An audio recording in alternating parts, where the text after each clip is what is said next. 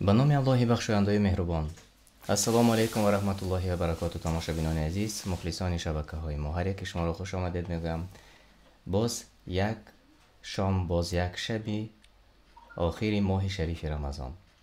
و چنانه که پیشتر قبلا ما با شما صحبت کرده بودیم و گفته بودیم که امروز ها در دهه آخری ماه شریف رمضان وابسته به همین بهترین بزرگترین دهه آخری ماه شریف رمضان با شما صحبت میکنیم و همچنین به آن هم عنعنه و هم شریعت اسلامی که در داخل رمضان است درباره آن صحبت کنیم. و صحبت امروزه ما درباره فطر روزه، چون اکثریت از ما و شما آنهایی که ما را تماشا میکنید سوالهای خیلی زیاد دارید و ما باشیم امروز به مهمانی استودیوم سهراب عادلیان را ختم کرده دانشگاه مدینه منوره فاکولته حدیث شریف را دعوت کردیم و شما را خوش آمدید میگیم. خوش باشید، سلام باشید. و بیاید از آغاز خودی ان همین فطر روزه گفته چی میگویند و چی هست فطر روزه؟ بسم الله الرحمن الرحیم. الحمد لله و الصلاة و السلام علی رسول الله و علی آله و اصحابه و من والاه. اما بعد، صدقه فطر که مشهورترین نامش نسبت صدقه به فطر است. صدقه چه خیلی که بارها در صحبت ها تاکید کردیم از کلمه صدق گرفته شده است به معنای راستگویی. صدقه برای آن صدقه کردن این مال را برای دیگر کس بخشیدن بدون عوض. از هدیه فرق میکند. هدیه شما به شخص هدیه میدهید که یا از وی چیزی به شما رسیده است مثل هدیه یا دیگر نیکی، یا میرسد. نیکی رسیده است یا میرسد، با همین مقصد هدیه میدهید. بنابراین هدیه یعنی علما رحمت الله علیه در کتاب خرید و فروش میارن هدیه را. برای چی؟ برای اینکه شما هدیه را روز خریده بودید دادید، یا مال دادید یا پول دادید، همون رو خریدید دادید و آن یک روز یا به شما برمیگرده یا گشتگی هست. بنابراین در کتاب خرید و فروش آوردم.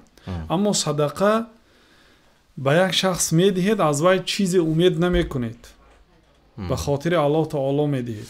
یعنی بیگانه است بگانه است فرق ندارد، کسی که نیاز هدیه دارد فقط به شخص شناس میشود. بنابراین علما رحمت الله علیه گفتن صدقه ثوابش عظیمتر است از هدیه. هدیه غالبا بر عوض است، اما صدقه بدون عوض. صدقه فطر و زکات بسیاری ها همین ما درباره زکات چند روز پیش بسیار صحبت کردیم با شما. اکثریت همین را در ذهنشان آمیخته میکنند. زکات فطر و صدقه فطر یا که این گونه هم میگویند بعضا هر دو یک است یا علایدگی است؟ الله تعالی در قرآن کریم زکات را صدقه نامیده است، برای اینکه زکات هم دلالت به راستگویی بنده می، هر دوش هم برآوردن پول است، صدقه هم زکات هم. فقط صدقه فطر هم در ضمن زکات است، فقط فرقیتش این که صدقه فطر صدقه از بدن است نه از مال، نه وابسته به پولداری انسان و مالداری انسان. به خاطر این ماه مبارک رمضان است. صدقه فطر برای چی به فطر نسبت داده شد؟ صدقه فطر برای آنکه سبب واجب شدن این صدقه فطر است. فطر یعنی اولین لحظه که آفتاب روزی آخرین روزی رمضان که غروب کرد ماه شوال می دراید. ماه شوال که در آمد انسان زنده باشد برای او صدقه فطر واجب است. برای چی این سخنها را میگم؟ برای اینکه وقت رفت و آفتاب غروب کرد، ماه رمضان به آخر رسید، کافر مسلمان شد، صدقه فطر برای او واجب نیست. یعنی یک بار دیگر برای چی؟ صدقه فطر نسبتاً به فطر روزه کشادن. منظور از این روزه کشادن مطلق یعنی روز عید فطر هم برای چه عید قربانی عید فطر نامیده شد؟ برای اینکه عید روزه کشایی هست. 30 روز یا 29 روز مردم روزه بودن، امروز روزه خود را کشادن. و این عید به کدام خاطر است؟ به خاطر شکرانه نعمت الله تعالی که الله سبحانه و تعالی برای ما توفیق بندگی داد، ما توانستیم 30 روز یا 29 روز شبهایش نماز خواندیم. بعضی روزها 2 رکعت نماز خواندن برایتون دشواری میکند. در شبهای رمضان هم 20 رکعت تراویح میخونید، هم 10 رکعت تهجد میخونید با 3 رکعت ویتر. یعنی مبارکی این ماه را بینید. با روزها روزه بودید. با بعضی انسان ها کار هم میکنند. باز خیر و زکات، با صدقه فطر، ماه مبارک رمضان واقعا ماه مبارک رمضان است. بنابراین در خاتمه این ماه مبارک رمضان الله تعالی یک عید را برای ما معین کرد. خرسندی کنیم. خیلی که عید قربان پایان عبادت بزرگ حج است. اون عید هم بعدی یکی از ارکانهای اسلام است. این عید هم به بعدی یکی از ارکانهای اسلام است. یعنی این عیدها بیهوده از جانب الله سبحانه و تعالی عید معین نشده است. خلاصه به سبب فرارسیدن فطر رمضان صدقه میدهیم که الحمدلله الله تعالی ما را موفق کرد به این رمضان هم رسانید. رمضان رو روزه گرفتیم، به شکرانه اش این صدقه رو میبراریم. صدقه فطر، صدقه که به سبب آمدن فطر واجب بشد. اگر انسان وفات کند بعد غروب آفتاب، الکی برای او صدقه فطر واجب است. مثلا بعد روز رمضان آخرین روز رو افطار کرد، بعد وفات کرد، صدقه فطر از نامش برآورده میشد. لیکن یا آدم یا کافر مسلمان شد بعد آفتاب نشستن آخری روز رمضان، شوال در آمد، الکی شب عید در آمد، برای او صدقه فطر واجب نه. اگر کافر مثلا بعد نماز عصر ایمان بیارد یا به نماز شام 5 دقیقه مونده است ایمان آورد، در این حالت هم صدقه فطر میدهد، هم یک روز قضایی داشته میدهد.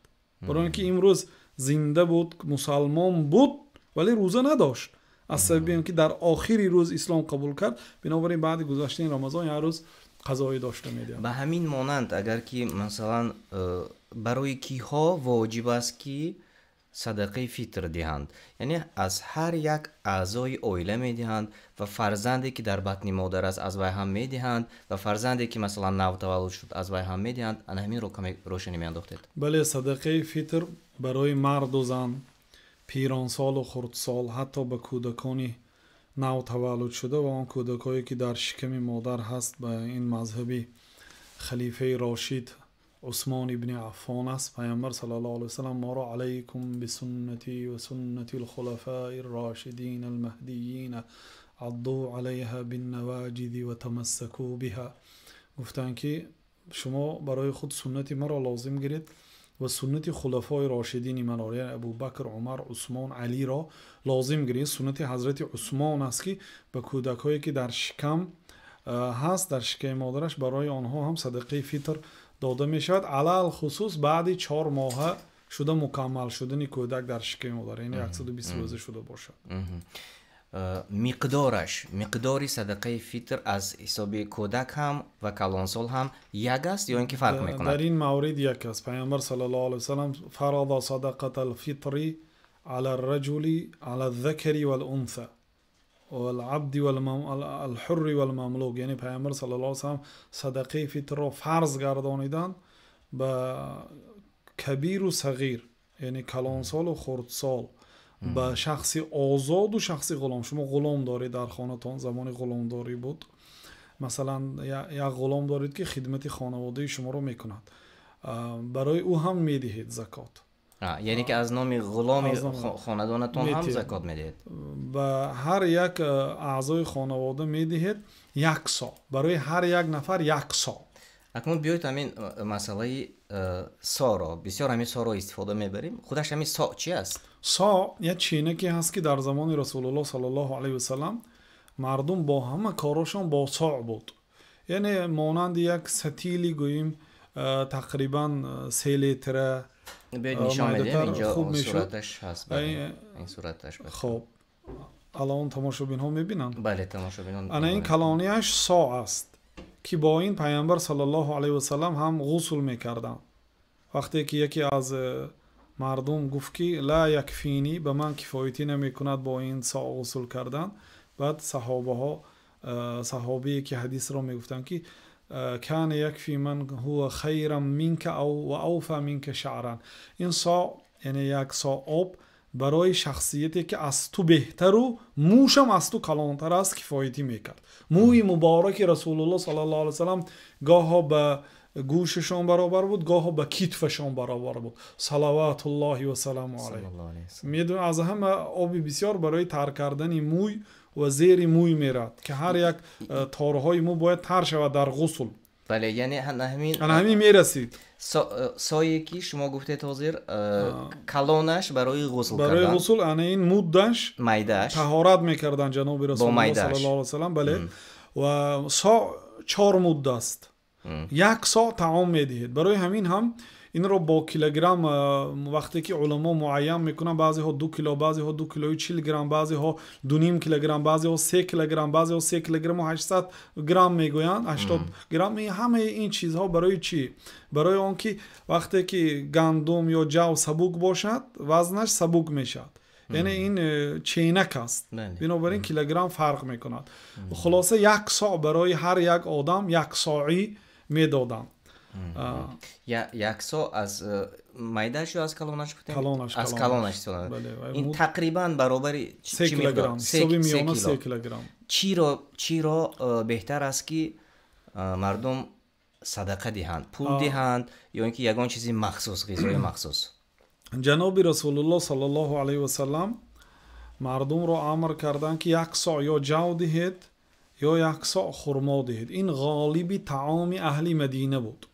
در دیگر حدیث پیامبر صلی الله علیه و سلم گفتند که 1 سا طعام گفتند. انا همین طعام، آیا منظور از کلمه طعام گندم است یا عمومی طعام ها هست؟ بعضی علما میگن که عمومی طعام ها هست. به طعام بسیار چیز داخل می شود. حتی آب هم در قرآن آمده است که آب هم طعام آمده است. یعنی طعام اهل بلد. برای چی پیامبر صلی الله علیه و سلم یا 1 سا طعام دهد یا 1 سا جو دهد گفتم، یا 1 سا خرما یا 1 سا مایز یا 1 سا عقیط گفتم. عقیط یعنی مانند قروت است ولی از جرغات نیو از شیر ساخته شده است، شیرین تر است. تروش نه، شیرین است. یعنی طعام اهل مدینه بود. بله، مثل تواروگی که ما استفاده می‌شود مثل آن باشد. خشک است، سخت است. مانند یعنی طعام اهل مدینه بود. پیامبر صلی الله علیه و سلم مثال آوردن. بنابراین اکثر علما میگویند که یعنی اینها رو پیامبر صلی الله علیه و سلم مثال آورده. این طعام اهل مدینه بود. هر یک منطقه طعام اهل منطقه خود را برآورد. مثلا در بسیار از کشورها طعام اولین درجه آنها برنج است. خودی الان مثلا مدینه برنج زکات میدهد. عین زمان ببینید در زمان پیامبر صلی الله علیه و سلم جو میدادند، الان برنج میدهند. برای آنکه برنج مثلا طعام اکثری طعام هاشون مهمان بیایدم یک طعام ملی ما هم برنج است، مثلا آشی پلاو. همین گونه در بسیار کشورها برنج میخورند. یعنی طعام شهر میگویند همین را. مثلا در جای ما شاید رقم 1 آرد باشد، چون که مردم ما بینان تصور کرده نمیشد. روغن و آرد است، اما روغن نه، روغن خودش خورده نمیشد مقصد غالبا. لیکن مردم اساسا نان میخورن در همه، در سحری، در نصف روزی، در بیگاهی، در همه جا طعام اول حتی دست در خون میمونه 1 اول با نان سر کن میگن. دلیل نباشدن به این گپ. خلاصه داملا پیش گپی شما ببخشید، چون امروز ببینید شما درباره اون طعام هایی که رسول الله صلی الله علیه و آله میدادند و این سنت است گفتید، اما اهمیت دهید در جاهای ما مبلغ معمول شده است. یعنی مبلغ میدن، پول میدن. تو این سنت است؟ مبلغ را یعنی ما نمیتونیم به این شکل سنت گوییم، برای آنکه پیامبر صلی الله علیه و سلم ندادند و امر هم نکردند. لیکن صحابه های بودند که به جای طعام پول میدادند و در این مسئله بین علما اختلاف کلان هست. جمهور علما میگویند که باید ما چه خیلی که پیامبر صلی الله علیه و سلم ما رو به طعام دادنی طعام اهل شهر را تعیین کردند، ما باید طعام دهیم. یعنی چه خیلی که گفتیم طعام هر یک شهر چی باشه تمام. در بعضی کشورها طعام رقم اولی آنها شیر است، مثلا در بعضی منطقه طعام آنها گوشت است. باید 1 سا گوشت یعنی 3 کیلوگرم تقریبا از نام 1 کس. یا ماهی هست تعامی رقمی اولی آنها در ساحل بحر زندگی میکنن، در آنجا درآمدشان همین از بحر است، ماهی میخورن. تعامی اساسی رقمی یکی آن محله یا دیه یا شهر ماهی هست، پس ماهی میدهید. این گپی ابن القیم رحمت الله علیه هست، یکی باید تعامی اهل شهر را دهیم، چون که پیامبر صلی الله علیه و سلم اختلاف داد. شما گفتید که وای میدادن، گفتید که جاو نه شما از این پیش گفتید که بعضی صحابه ها مبلغ هم دادن. مبلغ میدادن.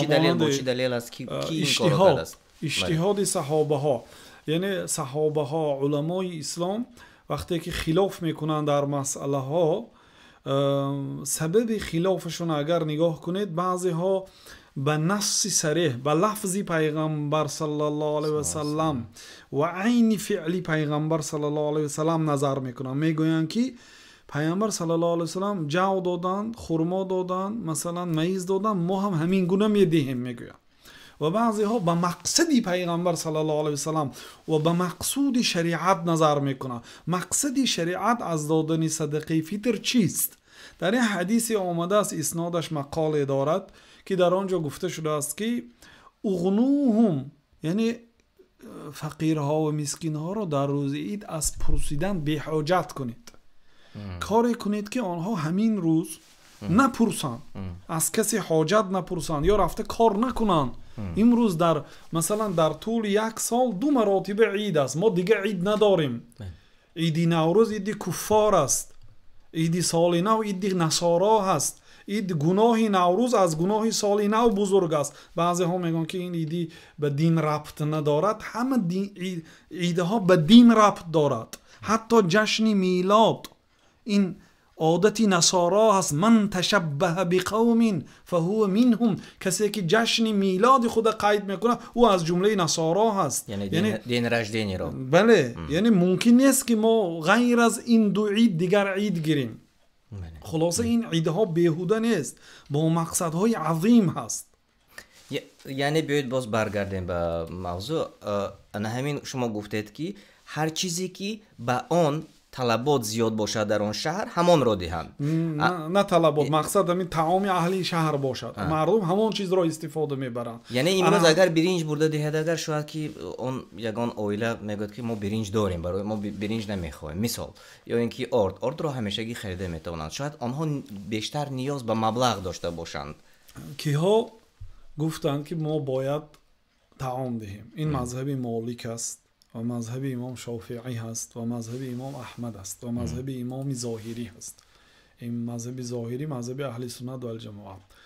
و مذهب امام ابو حنیفه رحمت الله علیه نگفتن که شما تعام ندهید، یک اهمیت دهید. امام ابو حنیفه یا مذهب حنفی نمیگوید که شما تعام ندهید، فقط میگوید که پول دادنم اجازت است. میگوید برای چی؟ میگن که آخر پیامبر صلی الله علیه و سلم گفتن که آنها را در روز عید از پرسیدن به حاجت کنید. گفتن وقتی که ما پول میدهیم حاجت آنها روا می شود. مثلا بعض طالب علما با بعض علما نقاش و جدال میکردند که آخر ما برنج بردیم که هم بغل شاید گاز ندارد یا مقصد قوه برق ندارد، گفته جدال میکردند. برای اینکه مذهبی ما مذهب جای ما مذهب حنفی هست و مذهبی که مثال ما در مدینه خواندیم مذهبی اساسا احمد است، ولی مذهبی دیگه 4 مذهب است. مثلا پیشتر در مکه و مدینه با مذهب حنفی عمل میکردن در زمان عثمانی ها، در خلافت عثمانی ها.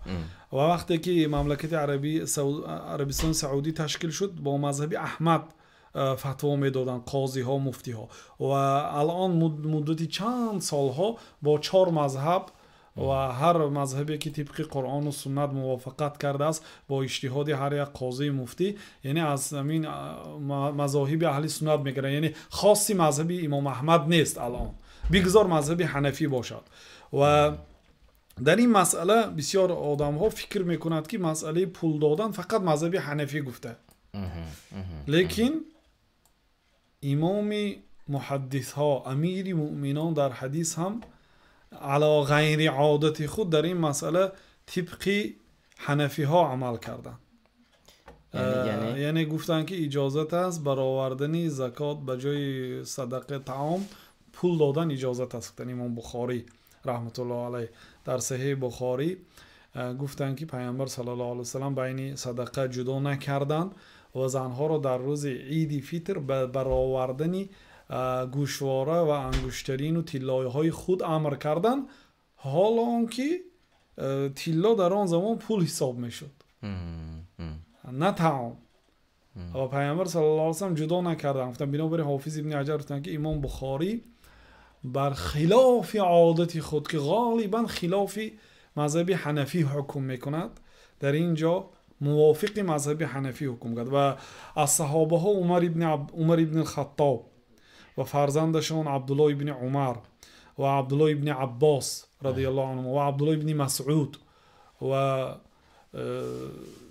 از تابعین شاگرد عبدالله ابن عباس طاووس ابن کیسان، حسن بصری رحمت الله علیهم، خیلی از صحابه ها و تابعین عمر ابن عبدالعزیز خلیفه پول می برآوردن و کسی که خواهد در این مسئله به قول صحابه ها و تابعین نگاه کند یعنی فقط ابو حنیفه رو ملامت نکند، یعنی از ابو حنیفه پیشتر صحابه های تابعین مبلغ می برآوردن.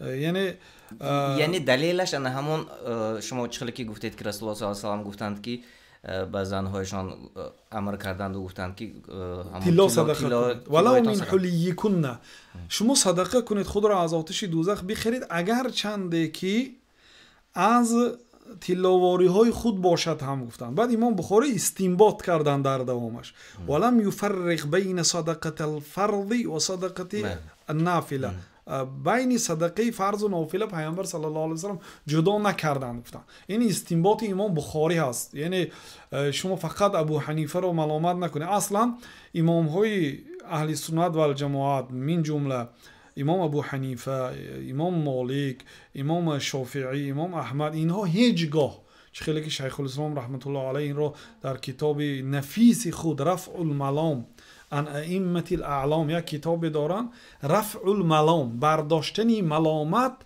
از امام های مشهور، یعنی 4 امام ها، خلافی که بین اینها می شود که بعضی انسان ها مثلا امام ابو حنیفه را بد میبیند و بعضی حنفی ها بی نهایت متعصب هستند امام احمد و امام شافعی را بد میبینند. این نادرست است. شیخ الاسلام ابن تیمیه در مذهب احمد بودند در ابتدا، بعد برو آمدن از مذهب برای اینکه مجتهد شدند از 4 مذهب و زیاده از 4 مذهب، تمام مذهب های نه فقط اهل سنت، مذهب های باطل ها و مذهب های یهود و نصارای و مشرک ها همه مردم را عادات و مذهب و عنعنه رسم و آیین آنها را آموختند، میدانستند. گفتند که رفع الملام، ما باید ملامت رو برداریم از امام های مشهور، یعنی یگان در همین کتاب مقرر کردند که نه امام ابو حنیفه، نه امام مالک، نه شافعی، نه احمد در یگان موضع قصداً خلاف قرآن و سنت عمل کردن را هیچگاه نمی کند. هر یک اجتهادی که کرد به حق نزدیک شویم، با الله تعالی با حکم الله و رسول موافق شویم، گفته اجتهاد کردن. اما چرا امروز ببینید که بعضی آنهایی که در یک مذهب هستند و پایبند و پیرو و سختگیری آن مذهب هستند، مثلا میگن که نمیگن ما مثلا مبلغ رو تماما دادن نمیخوایم چون این سنت نیست، میگویند و دیگر دو پای رو به یک موضع میدرارند. خوب است اگر آنها پایبند سنت باشند و طعام دهند، یگان خلاف نیست. برای از خلاف برآمدن طعام دادن خوب است. فقط خلاف در اینجا آیا جایز است یا نیست. وقتی که شما جایز نیست میگویید و ابو حنیفه را طعنه میزنید، پیش از آن که ابو حنیفه را طعنه زنید امام بخاری را هم به خاطر بیارید. امام بخاری امام اهل سنت، امام امیر مؤمنان در علم حدیث، کتابشون رقم 1 در دنیا هست. از روزی که الله تعالی زمین و آسمان را آفرید تا قیامت بهترین کتابی که انسانیت نوشته صحیح بخاری هست. امام بخاری اجازه داده. پیش از امام بخاری صحابه ها، تابعین و امام ابو حنیفه هم اجتهاد کردن. اکنون بله طبق سنت عمل کرده طعام برآوردن بهتر است. ولی اینها گفتن که اجازت از پول برآوردن. حتی یکی از علماهای کبار مملکت عربستان سعودی به آمریکا سفر میکند، میگویند که باید صدقه فطر را طعام دهید، طعام اهل شهر. پول دادن جایز نیست میگن. خیلی که میدونن جمهوری علما پول دادن رو خوب نمیدونن، باید طعام ده میگوین. بعد مردم آمریکا میگن که آخه طعام میگو ما گامبورگر هست دیگر چیکار کنیم؟ بعد گامبورگر رو مثلا چخیل کیلوبای کنیم، صعبای کنیم. بعد میگن که خیلی طبق مذهب حنفی عمل کنید، یعنی مبلغ دیگر اجازه دادن، مبلغ دهید میگن. یعنی که سختی بعد در مسئله های فقهی یک کس رو گمراه گفتن، این طبق مذهبی علما نیست. بله، شاید هر عالمی که گفت از روی اجتهاد گفت، از روی حدیث گفت، تکیه به یک دلیل کرد، از هوا گپ نزد. انا همین چیزی که شما نوکه گفته گذاشتید، حدیثی که آن چیزی که از بخاری، امام بخاری آمده است، این را شاید واقعا اکثریت نمیدونستند که رسول الله صلی الله علیه و به همسرانشان گفتند که از مالشان زر و زیورشان صدقه کنند. شاید این لحظه باز نفرانی پیدا میشوند و میگویند که این فقط به خاطر خیر گفته باشند، صدقه نیو، بلکه تنها به خاطر، یعنی که فکرهای مختلف بین تماشابین و آنهایی که میخواهند مثلا اختلاف کنند شاید پیدا میشد. اصلاش ما حق نداریم که در وقتی مثلا خواه به سوال جواب دادن، خواه احکام شریعت را بیان کردن، یگان جمله حق سخن خود ما را گوییم. یگان کس حق ندارد مگر اگر عالمی کلان شود، استنباط از قرآن و سنت کند، استنباطی که پیشینه ها نکردند. مثلا شیخ الاسلام تیمیه سخنهای دارند که سخن خودشان هست، لیکن از قرآن و سنت استنباط کردن. تا شیخ الاسلام هیچ کس نگفته بود همین گپ ها را. اگر مثلا پیش از ما یک عالمی پیش گذشته گفته باشد، ما سخن همونا نقل میکنیم. اصلا باید قرآن، سخن الله تعالی را نقل کنیم، بعد سخن پیامبر صلی الله علیه و سلم، بعد آن سخنهایی که صحابه ها، تابعین، تبع تابعین، علما، امام های مسلمان ها از سخن الله و رسول استنباط کردن. استنباط یعنی معنا برآوردن، همون را باید گوییم. بنابراین آن چیزی که ما الان گفتیم، یک قسمش سخن امام مالک و شافعی، امام احمد و داوود ظاهری و ابن حزم ظاهری است. یک قسم دیگرش سخن امام ابو حنیفه، امام بخاری و عمر ابن الخطاب، عمر ابن عبدالعزیز، سخنهای بزرگان است. یعنی اینجا یگان قول ما نیست در اینجا. همین گونه همین چیز رو فراموش نکنن. یعنی انسان همه سبب بدبختی ها از سبب فکری من این است و فکری من اون است. ما باید فکری خود رو مانیم یک طرف. بله درست. علاقه فکرها و علاقه شریعت معلوم است و هر چیزی که کودکس به قول آمده است باید از آن استفاده شود. و خب بیایید اکنون یک سوالی دیگر اینجا آمده رسیده است، بسیار سوالی که جواب میخواهد. با تشکیلات های خیریه فطری روزه دادن ممکن است سوال دادن، چون بعضی انسان ها مسکین را پیدا کرده نمیتوانند.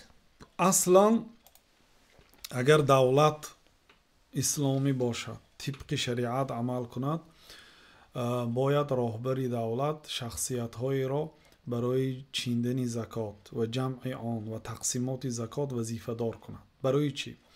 در این حالت یعنی زکات به مردم به درجه عجایب تقسیم میشه، چخیلی که شریعت امر کرده است. فقیر، ما به فقیر از زکات حاجت یک ساله اش را میدیم. یعنی یک فقیر شخصی که چیزی ندارد. به فقیر مثلا فقیر یک مرد هست، زنش هست، همسرش، یک کودکش هست، 3 نفر. فرضاً به اینها در یک ماه 1000 سومان صرف و خراجاتی زندگی دارند. یا 1000 سومان گوییم. برای این چند پول زکات میدیم؟ 12000 سومان زکات میدیم. وقتی که ما 12000 سومان زکات میدیم، تا سال آینده این انسان یعنی به خود پول و مالی کفایتی دارد. یعنی 1000 سومانی باشد که مثلا اگر من مثال آورد سادیم، به دارو که در یک ماه انسان احتمال است که دارو خرد، طعام خرد، дар 6 моҳ як маротиба бояд инсон либос харад, масалан ҳамин чизҳоро риоя карда шавад. яъне ҳоҷати аслӣ, ҳоҷат ҳаст, ҳоҷиёт ҳаст, баъд заруриёт ҳаст, баъд мукаммилот ҳаст. мисол ба ҳоҷиёт медорад таом, нон масалан ё биринҷ. ба ҳоҷиёт медорад аллакай ҳамроҳӣ, масалан заруриёт медорад масалан заруртарин, баъди заруртарин гӯшт. бе гӯшт ҳам зиндагӣ мешавад, лекин одам ҳоҷат дорад гӯшт барои хӯрдани гӯшт. ин ба ҳоҷиёт табақаи дуюм. баъди он мукаммилот, масалан хӯришҳои гуногун, меваҳои гуногун, инҳо мукаммилот аст аллакай, иловагӣ. мо фақат дар закот зарурот ва ҳоҷиётро мегирем. барои масалан ҳоҷиёт ва заруроташ дар 1 сол закот медиҳем. як инсон мискин аст, даромад дорад, вале баромадаш ки мувофиқ нест. 1000 сомон даромад дорад, 2000 сомон баромад дорад. хоб барои ин ҳам 1000 сомон дар як моҳ кифоятӣ намекардааст. мо барои ин 12000 сомон закот медиҳем, то ин ки 1 сол ин дигар дар ташвиш набошад. дини муқаддаси ислом беҳтарин дин, мукаммалтарин дин ҳаст. майдатарин ҳоҷати инсон ва майдатарин заруриёти инсонро риоя кардааст. беҳтарин дин аст. бинобар ин дар мискин, фақир ана ҳамин гуна мукаммал мешавад. яъне мукаммал садақа ва закот медиҳем. агар фарз кардем ин гуна айни ҳол чинон ки шумо гуфтед мутаассифона нест ва мо наметавонем он ба ташкилот оё пул дода мешавад? бале, ба ташкилот пул дода мешавад. барои чӣ? барои он ки агар ташкилот тибқи шариат амал кунад, алал хусус аллоҳ таоло мегӯяд ки ва таавану алал бирри ва тақво, дар корҳои хайру дар корҳои тақво ҳамдигарро дастгирӣ кунед. агар ташкилоти хайрия тибқи шариат амал кунад, аз мардум закотро ҷамъ кунад, хос закоти фитр, хос дигар гуна закотҳоро, баъд ба сазоворонаш дар вақташ адо кунад, хиёнат накунад.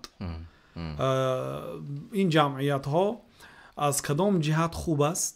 масалан агар ҳамин ҷамъият дар дохили як шаҳр бошад, бояд дар дасти инҳо рӯйхати тамоми фақирҳо алоҳида, мискинҳо алоҳида, қарздорҳо алоҳида, омилҳои закот, яъне ки онҳое ки ба ҷамъу тақсими закот машғул ҳастанд, онҳое ки закот мегиранд бошад. фи сабилиллоҳ, шахсиятҳое ки барои дини муқаддаси ислом хизмат мекунанд. ин закот барои дин аст, барои диндорҳо ҳаст ва барои мусалмонҳои муҳтоҷ ва барои шахсиятҳое ки мусулмонҳо ба онҳо муҳтоҷ ҳастанд.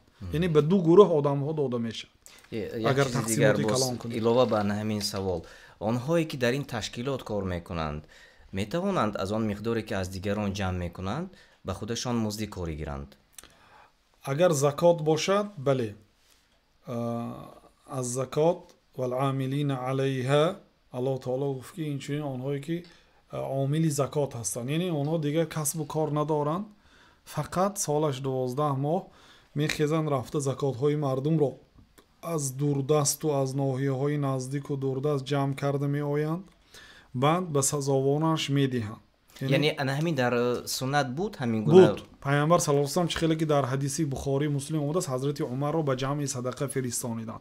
حضرت معاذ رو وقتی که به یمن فرستاندن گفتن که رفته مردم رو امری به زکات کن، وقتی که زکات ها رو میگیری قیمت ترین مال های آنها رو نگیر و از دعای شخصی مظلوم بترس. این بود. و بعد از این حضرت ابوبکر رضی الله، چون که اصل در این باره چی است؟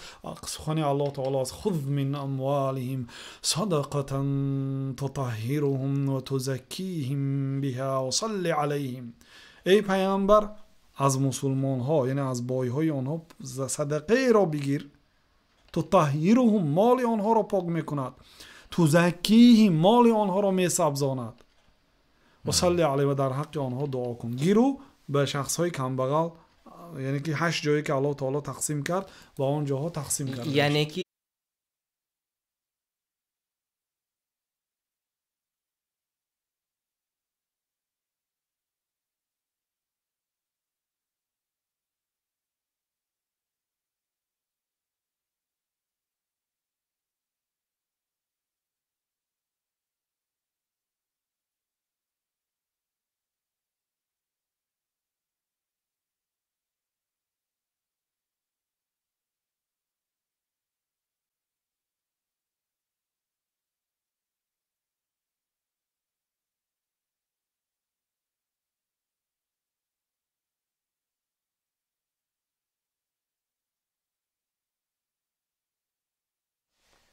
тамошобинони азиз, хуб бо баъзе сабабҳо дидам ки намедонам дар куҷо эфири мо ба қавле часпида бошад. ба ҳар ҳол хуб суҳбати мо дар бораи садақаи фитр давом дорад ва саволҳо хеле зиёд омадааст ва домло инҷо аз ҷониби тамошобинон низ хеле саволҳои зиёд ҷамъ омадааст ва агар ба баъзе аз ин саволҳо кӯтоҳ ҷавоб мегуфтем хеле хуб мешуд, чун ҳама ба умед саволҳои зиёд доданд. ва тамошобинони гиромӣ, онҳое ки саволҳо додед, хоҳиш мекардам ки саволҳое ки марбут ба садақаи фитр бошад, чун ба баъзе саволҳои дигар иншааллоҳ дар барномаҳои дигар тасмим мегирем ва ҷавоб хоҳем гуфт. инҷо хуб, оё ба одами бенамоз садақаи фитр додан ҷоиз аст? савол доданд. ба шахсони бенамоз, ба шахсоне ки тибқи дини муқаддаси ислом амал мекунанд, на закоти фитр ва на закот дода намешавад. фақат садақаи нофила додан мумкин аст. яъне садақаи фитр набошад ва закот ҳам набошад. закот мумкин не ба шахсони бенамоз додан. яъне фақат хайр асту боки чизи дигар намешавад. нофила. яъне як дар барномаи гузашта шумо гуфта будед ки ба баъзе аз кофирон ба хотире ки ислом биёранд дода мешавад гуфта будед. оё ҷоиз аст ки ба шахси ба ном мусалмон асту аммо ҳамаи аркони исломро иҷро намекунад, барои вай закотро бидиҳем то ки дилгарм шаваду намоз хонаду ё иҷрои аркони ислом кунад? дар мазҳаби ҳанафӣ ҷоиз нест. барои чӣ? ба муаллафату қулубуҳум закот дода намешавад. барои он ки аллоҳ таоло исломро азиз кард. ислом ҳоҷат надорад ки як каса пул тему дилеша гарм кара дарорем мегӯянд. ҷумҳури уламо мегӯянд ки ин ҳукм боқӣ мондааст, мансух нашудааст. яъне иҷозат аст ба як шахсе ки агар мо маблағ аз закот диҳем ё маблағ аз ғанимат диҳем ё маблағ аз закоти умум аз закоти хоҳ гӯсфанд хоҳ мол диҳем, баъди закот додан мо агар ислом қабул мекарда бошад иҷозат аст мегӯям. фақат ки чӣ бошад? мақсад боварӣ дошта бошад ки ҳамин инсон фоида медиҳад, ҳамин закоте ки мо медиҳем фоида медиҳад, дар ҳамин сурат дода мешавад. яъне шумо пурра накардед, шумо нагуфтед ки ба мусалмон, ба ном мусалмоне ки намоз намегузорад, лекин калимаи шаҳодат гуфтааст.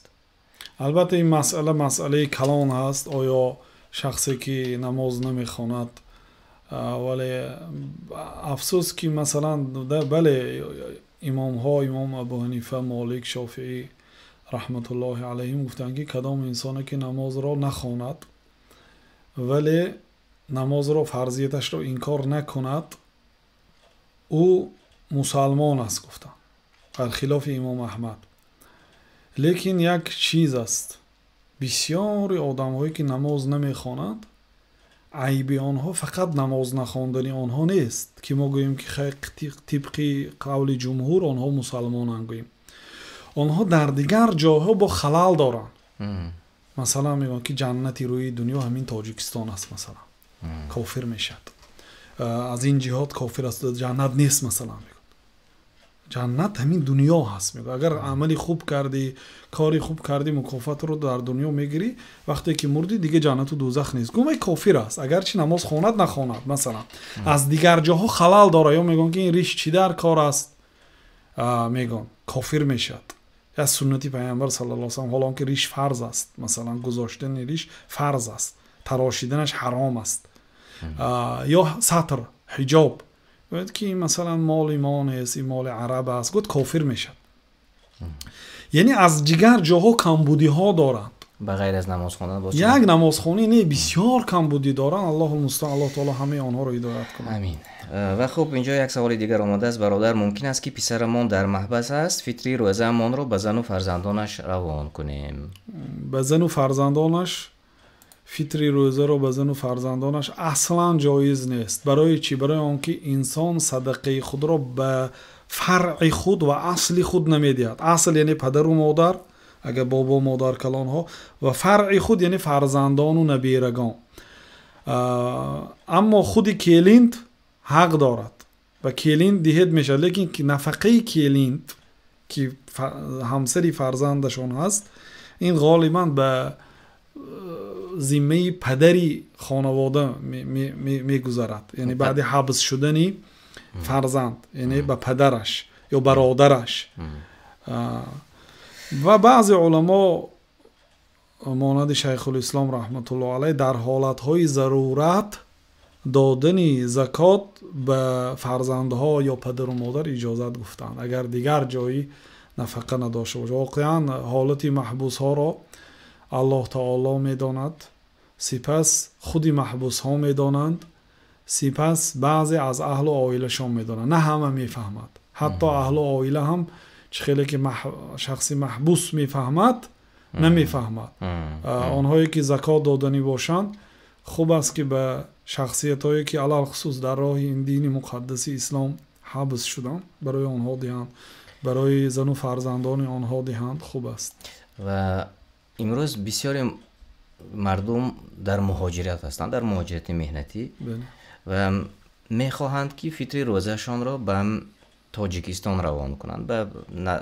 در تاجیکستان پدر و مادر یا اینکه نزدیکانشان از نام همون نفری که روان کرده است پول را به دیگران تقسیم میکنند. آیا همین جایز است؟ جایز است، فقط که احتیاط کنند که به شخصیت های نماز خوانده هم و بی نماز زکات فطر هم زکات هم داده نمی شود. بسیار آدم ها فقط به خیش داده می شود میگن، به صفت خیشاوندیش نظر میکنن، به صفت فقیریش نگاه میکنن، لیکن به صفت بینمازی و بیدینیش نگاه نمیکنن. جایز نیست. آن آدمی که نماز را نمیخواند همسایه زکات است در قرآن کریم. نماز همسایه زکات است. کسی که نماز میخواند و زکات نمیدهد علما میگن نمازش را الله تعالی قبول نمیکند. کسی نماز نمیخواند و زکات میدهد الله تعالی زکاتش را قبول نمیکند. بسیار انسان ها نمازخوان نیستند، به زکات گرفتن حریص هستند، داده نمیشد برای آنها. یا روزه را انکار میکنن، با روزه جنگ میکنن، به زکات صدقه فطر مردم را امر میکنن که به فلانی ها دهید و به فلانی ها دهید. یا مثلا ضد نماز است، ضد دین است، لیکن میگوید که از زکاتتان کوچه را اسفالت کنید، به جای اینکه حج روید مکتب سازید. ممکن نیست این چیزا. هر یک چیزی که الله سبحانه و تعالی امر کرده، این امر شما نیست، این امر الله است. هر جایی که الله تعالی که پول داده است، انسان را غنی ثروتمند کرده است، به آن جایی که او گفت به همان جا داده میشد. کوچه اسفالت کردن از مال زکات مطلقا ممکن نیست. و بعضی انسان ها مجبور هستند کوچه ها رو اسفالت میکنن، از زکاتشان ترک میکنن. زکات حقی کمبغل هاست. شما در این اسفالت کردگیتان مظلوم هستید. اگر مثلا مجبوری باشید، اگر از خواهش دلتان کنید خیر دیگر است، لیکن از زکات اینو ترک نکنید. زکات الله معین میکند زکات را، نه بنده ها. و عالم ها فقط آن چیزی که الله گفتن به مردم میفهمونند. از پیش خود کسی حق ندارد مصرف زکات را جایی که زکات رو باید تقسیم گردشد تعیین کنیم، یا به جای حج رفت کوپروک ساز. این قول در هیچ جا نیست. خیلی خوب. و اینجا یک سوال دیگر آمده است. حتمی که قرض کرده و فطری روزه دهی، یعنی که پول نداشته است قرض کرده فطری روزه دهد. از این پیشتر ما باید بدانیم که صدقه فطر به کی فرض است. صدقه فطر با آن شخص فرض است که روز عید و شب عید، یعنی شب عید وقتی که شما افطار میکنید، آخرین روزی رمضان از آن که گفت رمضان به پایان رسید، ماه شوال آمد، شب عید در آمد. شب عید تا سحری عید، روز عید تا نماز شام، خوراکی که به خودتان، به همسرتان و به آنهایی که نفقه آنها بر ذمه شما هست، به یک شبانه روز غیر خانتان و خیر مالهایی که در خانه دارید خوراکی کفایه کننده داشته باشید، از آن به زیادتیش زکات میدید. زکات فطر، صدقه فطر واجب است بر شما. اگر فرض کردیم که از کفایتیتان طعام شما و 4 فرزندانتان همسرتان هست و 1 نفر فقط طعام زیادتی هست، در این حالت زکات فطر از نام خودتان میبرید، از نام همسر و فرزندانتان نمیبرید، برای که ندارید. و آن فقیرهایی که صدقه فطر قبول میکنن، صدقه فطر آمد، مثلا وقتی که صدقه فطر آمد، از همین صدقه فطر به روز عید و شب عید برای خودش کفایه کننده برای اهل و عائلش گران ماند، اضافه گشت را او هم صدقه فطر دهد. برای اینکه صدقه فطر فقط برای بایهانه، صدقه فطر برای آن کمبودی و آن گناه ها و خطاگی هایی که در اثنای روزه شد، برای تازه کردن روزه خود و گناه خود میدهیم. کمبغل هم باید تیاد زکات را، علال خصوص اگر صدقه فطری که مردم برای او داد، مثلا یک آدم کمبغل است، همراهی زن و 3 فرزندش زندگی می‌کند، یعنی 5 نفر. شما شخصی مثلا زکات فطر برای شما فرض است، آمده 10 ساعت طعام دادید، برای اینکه شما 10 نفری در خانه 10 ساعت طعام دادید. از این 10 ساعت طعام قدر کفایتی خودش را گیرد، زکات فطر خودش را هم برآورد. برای چی؟ برای اینکه روزش تازه شود.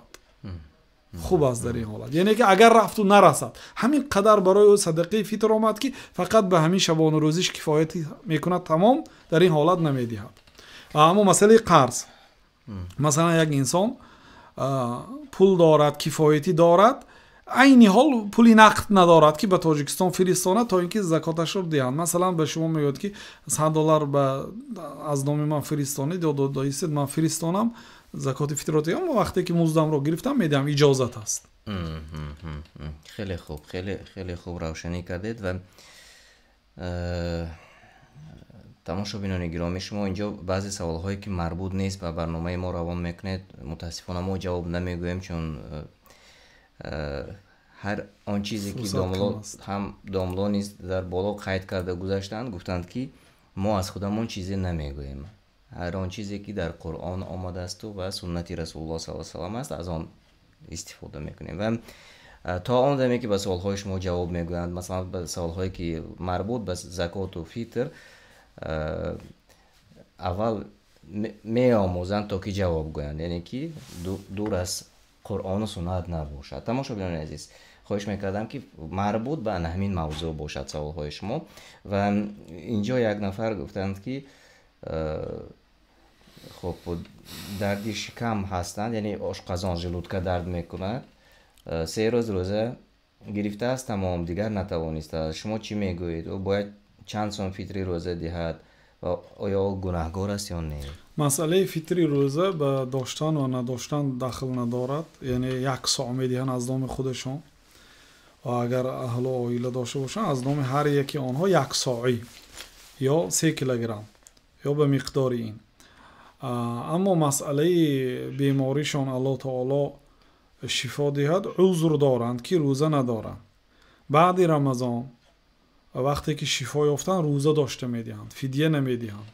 اگر رفت و با همین بیماری انسان هلاک شود و وفات کند، در این حالت وصیت می نویسد که مثلا من از رمضان 27 روز قرض دارم یا 30 روز قرض دارم یا 25 روز یا 20 روز قرض دارم، به عدد روزهایم از مال خودم پیش از تقسیمات میراث باید فدیه برآورده شود.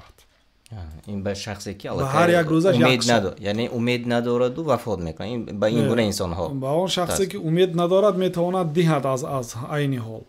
اون آدمی که به بیماریش شفا یافتنش امری محال است، مثلا این حال دادن میگیرد. لیکن اون آدمی که امید دارد که شفا مییابد، این آدم نمیدهد فدیه، این باید روزه قضا دهد، داشته دهد، منتظر میشه تا شفا یافتن. شفا که یافت روزه رو قضایی میداره. اگر رفت و وفات کند، بعد در وصیتش پیشکی نویسد که اگر من رفت و روزه ها رو نداشته وفات کنم، از نام من فدیه دهید، از مال من. خیلی خوب. اینجا یک سوال دیگر، ما با مادرم فطری روزه رو روان کردم به تاجیکستان تا که به دیگران تقسیم کند، اما آیا میتوانم در علاهده اضافگی دهم؟ گفته پرسیدند. بله اضافگی دهن خوب است. مثلا انسان در رکوع همین حدیث را مثلا علما در شرح صدقه فطر آوردن، سبحان ربی العظیم گفت 3 مراتبه، یک انسان 5 مراتبه گفت، یک انسان 7 مراتبه گفت. یعنی در این مسئله وسیع هست. این خیلی نه که مثلا نماز بامداد از جانب الله تعالی 2 رکعت است، انسان حق ندارد که 3 رکعت خواند. لیکن صدقه فطر را میتواند انسان مثلا زیادتر دهد، هم طعام دهد و هم مبلغ هم دید که مثلا فرزنداش سر و لباس خرد. لباس طعام نیست، لیکن میخواهد شخصی کمبغل هم دلیل آنهایی که مبلغ دادن اجازت هست میگن روز عید لباسی نو پوشد، یا مثلا یک چیزی خوب خورد همون روز. مثلا برای همین تعام هم دهید، مبلغ هم دهید تا اینکه برادری کمبغل شما خرسند شود، اجر و ثواب میگیرید. خیلی خوب. یک نفر سوالی بسیار خوب دادند، جواب میگفتید انشالله. اینجا گفتند که 10 شب قیام و لیل خواب کنی گناه هست در شب؟ گفته سوال دادند. بله گناه نیست، ولیکن محروم است انسان.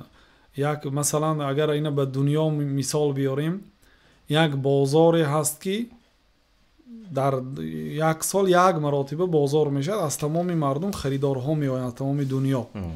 و کدام آدم هایی که در آن بازار سودا میکند، هر چیزی که مالی که دارد برآورده میفروشد، مثلا 83 میلیون دلار کار میکند. و کسی اگر خوابش برده ماند سحر خیست که 83 میلیون ندارد، مثال شاید این میلیارد باشد. شب خواب نمیرد. قدری اجر این 10 روز اون طرف ایستاد، 20 روز هم خواب نمیکند. من در مکه دیدگی هستم، عرب ها در ایام حج خواب نمیکردن، نه شب نه روز. لبهاشون ورم کرده است. میگم برای چی؟ میگم میگزیدن. تاکسیست ها علل خصوص از مدینه حاجی ها رو میبرن به مکه، از مکه میبرن به مدینه، شب و روز کار میکنه. اگر خواروت 10 دقیقه در سری چنبره خواب میکنه. برای چی؟ برای اینکه این 10 روز کار میکنه، یک سال بعد خواب میرد. موسم رو غنیمت میداند شخصی با عقل. بنابراین گفتن که محروم آن شخصی که شب قدر را محروم شده است، از خیر و برکات شب قدر خود را محروم کرده است. بنابراین هیچ گپی ندارد. من 5 شب دیگر مان، شبها کوتاه است، غنیمت دانید برادر عزیز. برکت در وقت کم است. اینجا بسیار سوالها تکراری آمده ایستاده است. تماشاگران گرامی، شما میتونید برنامه گذشته ما رو تماشا کنید، چون یکی نویسند که 2000 معاش میگیرم، چند سوم فطری روزتی هم.